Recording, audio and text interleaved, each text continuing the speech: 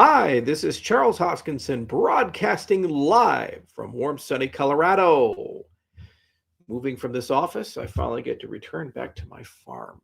Construction's nearly over for various things that we do. So, anyway, I wanted to make a very quick video, talk to you guys about cargo cults and the reality of crypto. So, as many of you know, there are probably more than 30,000 cryptocurrency projects floating around the spectrum of crypto. And new ones crop up all the time. Old ones die. Some get resurrected and come back and do new and interesting things. For the most part, we pay attention to maybe at any given time 50 to 100 projects that are interesting and novel. And the novelty can be technological, the novelty can be market dynamics, the novelty can be tokenomics, the novelty could be unusual levels of adoption. The novelty can stem from external forces, like, for example, Elon Musk waking up every day and saying Dogecoin is amazing, and it creates these market distortions that ordinarily would not be there for a meme coin project. And then there's a lot of other stuff that's floating around. And I'd categorize it into kind of three different buckets. One bucket is that failed to launch. It was around for a while. It did a lot. It may have been really interesting, but for some reason, it just didn't get where it needed to go. Purecoin, those of us old enough to remember that. It was the first hybrid proof of stake, proof of work system. Another example would be NXT. And they can still technically kind of sort of be around. Feathercoin's still around, but nowhere near the prominence that it used to have. So it's kind of like a dying language or a dying religion. And it may have some holders and adherents who are really interested in it, but for some reason, just didn't get where it needs to go. Second, the project could have been an outright scam. And the project could have been basically just the intention from the very beginning was to defraud people. So BitConnect is an example of that. Celsius is an example of that, where basically people intentionally or unintentionally created something, Luna, where it just blew up, and the value is now gone. And even still, some people try to resurrect it or do something with it. For example, there's been attempts to remunerate launch from the Mt. Gox victims, a Luna Classic, all kinds of things that people do. So it's hard to kill things in crypto. And then third, you have these things that, for whatever reason, they're curiosities and they're hard to understand because they have something about them in their community, the way they do stuff, the way they communicate, that is outside of the orthodoxy of crypto. And you're not really sure where to place it. Not usually technologically novel, or if it is, it's so unusual that it's hard to understand. And typically the culture is weird. And when I say weird, it doesn't seem like it should take off, or it has some issues about it. And then what do you do with it? So typically we in the industry tend to just ignore these things and move forward.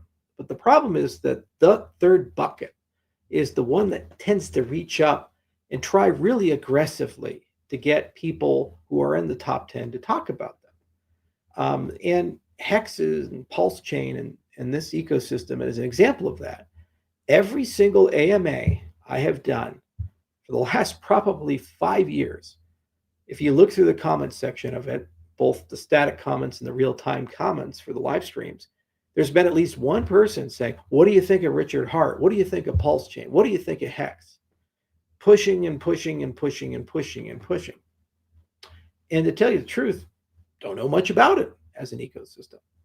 Outside of the fact that I know that Richard Hart is an incredibly ostentatious and unusual person who buys lots of luxury goods, expensive watches and cars and Louis Vuitton tracksuits, and seems to have a popular YouTube channel. Andrew Tate does similar things. Doesn't really mean that he's a bad guy or that there's an issue there. It's outside of my orbit. And there was nothing technologically interesting about an ERC20 token or a copy of the Ethereum virtual machine. That's just the truth of the matter.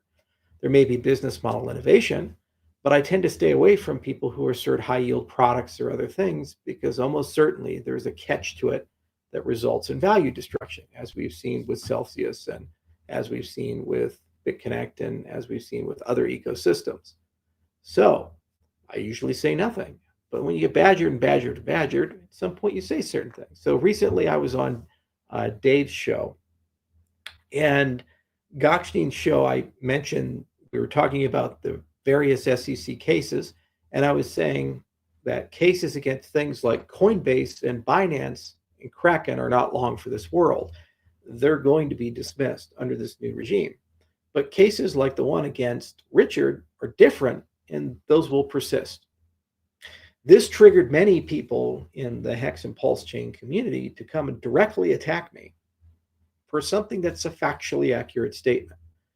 The cases against Coinbase and Kraken, as distasteful as they are cases against companies discussing the nuances of what is a security or not.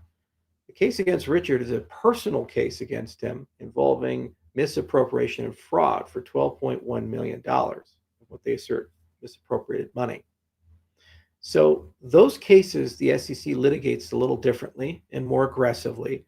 And whether you believe he's guilty or not is immaterial to the fact that they will likely continue prosecuting that because of the nature of it, the fact that it's a personal case, and that they're alleging misappropriation of investment funds. Furthermore, there is an Interpol red notice. You may disagree with it, you may think it's a conspiracy, but it's an undebatable, undeniable thing that there's an Interpol red notice to a US citizen living in Finland for tax evasion and assault against a person under the age of 18. Again, you may think it's a big conspiracy. And apparently things are so conspiratorial that when articles are published saying that $2.6 million worth of his watches were seized, that's apparently fake news as well. So this is that third bucket that's unusual. Why do you care what I think? Why do you need my validation? Why do you bother me in all my AMAs about saying various things or say that I'm lying or I'm afraid of the PulseChain Hex community? I'm not. I've never cared. Richard has certainly made videos attacking Cardano, and your own community denied that until I posted one of the videos. And you seem to defend this guy to the end of the earth. I watched the same thing with Craig Wright in the BSV community. And a lot of people were very afraid to speak up against the BSV community and the things that were happening there because they saw how remarkably litigious Craig was and still is. I have no idea who Richard is. I've never met him, never interacted with him. I've never spent any time. I couldn't care less. So I have to ask, why do you hassle me and berate and brigade and attack me over Twitter and saying I'm spreading misinformation? Do you deny that there's an SEC case that's active, an Interpol red notice that's active, which is criminal, and that there are issues in that ecosystem? Did these things just not happen?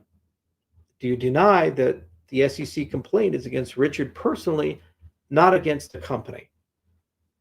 And there is an allegation of misappropriation of $12.1 million worth of funds, including buying a large diamond, amongst many other things. And what you're going to do now that I've said this is attack me and say Charles Hoskinson's bad or scared or misleading people or attempting to attack PulseChain or Hex. And I don't understand what you gain from this. What do you gain by being utterly distasteful people? There was no upside to dragging me into your ecosystem. I have no business in PulseChain or Hex. I have nothing to do with it.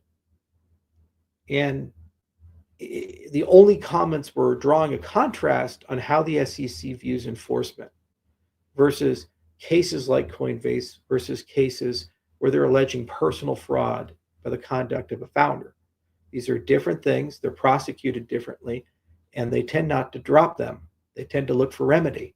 And it typically is the beginning. If there's an allegation of tax fraud in Finland for a US citizen, I assume he still is because the complaint of the SEC in 2023 alleges that typically the IRS and the DOJ would also look into these things and see if there is tax fraud, wire fraud, or other things.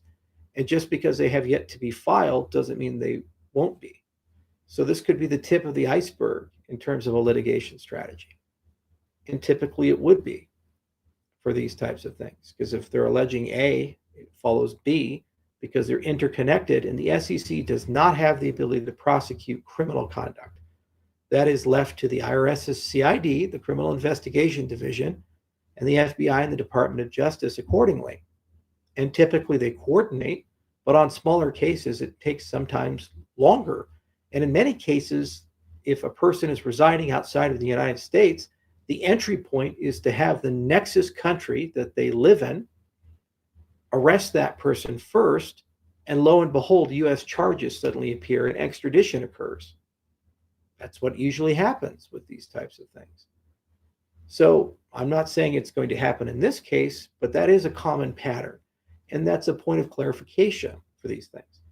This may be inconvenient to you. This may be hurtful to you. You may be an investor in this ecosystem and community, but these are things that typically occur. And we can disagree with them. I'm close friends with Roger Ver. I fundamentally disagree with the tax case that the US government has brought against him and their attempts to put him in jail for life for taxes he probably didn't know. And it is an injustice, and I think there should be a pardon there. And you in that community may feel the same against Richard. Okay. So why then bring Charles Hoskinson into this and provoke the fight? Why then harass me, call me a liar, attack my integrity, attack the Cardano ecosystem over any of this? What do we have to do with any of this? And are you doing any service to your community? You're creating a beacon saying that anybody who gets remotely close to your ecosystem, unless they have a cult-like agreement with every single thing you agree with, you believe, they will be attacked, demeaned, bullied, and harassed. Is that part of your adoption schema? Is that part of how you win people and influence people and get people very excited about partnering with you and being part of your ecosystem? Is that really a wise decision about adoption? So before you engage with this, take a step back and really think it through. I have nothing against anyone in the PulseChain community, the Hex community.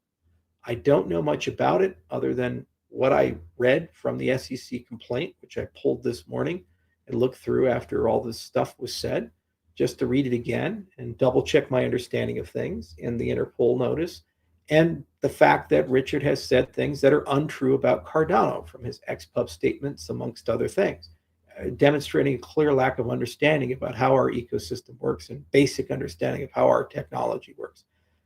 I don't care, but he did create those assets and broadcast them, okay? And we didn't take the bait. There was no engagement when Richard did that, and I believe he did that in an attempt to create engagement. And now we're here. So you're an ecosystem, and whether your founder stays or goes, whether your founder goes to prison or is not in prison, he wins all charges and it was a witch hunt, or he actually has done some nefarious things, who knows? But if you're truly a cryptocurrency and you're truly decentralized, you should be self-governing and you should be different from your founder, as Cardano is, as Bitcoin is, and as Ethereum is increasingly becoming. And if that's the case, you have to ask yourself, again, what type of ecosystem do you want to be? If you take from this video, fuck Charles Hoskinson, fuck Cardano, they're an evil ecosystem, how dare they spread lies and misinformation about us? I'm going to tell you right now, as a person who has some advice, who's been around for a while, you are going to make it damn near impossible for anyone to willingly want to work with you, integrate you, invest in you, or be part of your ecosystem. Because what you've broadcasted is that people who have nothing to do with you, who are objective and on the outside, who may not be fully informed or may not fully understand things, the minute that they say anything that you perceive to be problematic, those people have to be destroyed and criticized, demeaned, belittled, and harassed, then no one will ever even want to consider that you exist. This is what happened in the BSV community with Craig. We all watched it. And it went down and down and down. And honestly, ask yourself, how many people are waking up today and saying, boy, I can't wait to build my next project on BSV. You know what? No matter what happens, that's ride or die. I got to be with those guys. They're geniuses. We gotta be part of that community and that ecosystem. And if you want value in your token, you want utility in your token, you want adoption in your ecosystem, I would presume that that's how you achieve that people wake up and want to be there through the collective efforts of everybody. You, people on Twitter, some unsolicited advice. So I'm going to resume my behavior and put you back in bucket 3. I don't care about your ecosystem. We don't think about your ecosystem. There's nothing there that overlaps with the things that I do, the things I think about. This is not a value judgment on you as people. This is not a value judgment on whether you created something interesting or not. It's just not something I care about. And it's not something I'm going to lose a lot of sleep about. The only reason I'm making this video is I've gotten hundreds of tweets now and a lot of messages that were pretty aggressive. And I'm trying to nip this in the butt right now and say, you will achieve absolutely nothing by further harassment. You're not going to get any more engagement out of me. You're not going to get any more statements out of me. And all you've achieved is what little interest I may have had of actually looking into your ecosystem is now over. So congratulations on that. And if that was your intent, or fuck Charles Hoskinson and he's a bad guy anyway, so we didn't care, very well, you've achieved that. If that wasn't your intent, well, ask yourself a question, why do you do these things? And my lived experience will be the same of a lot of other L1 founders and large ecosystems. So I wish you all the best of luck. I hope that everything works out for you. That's where we're at. Have a nice night.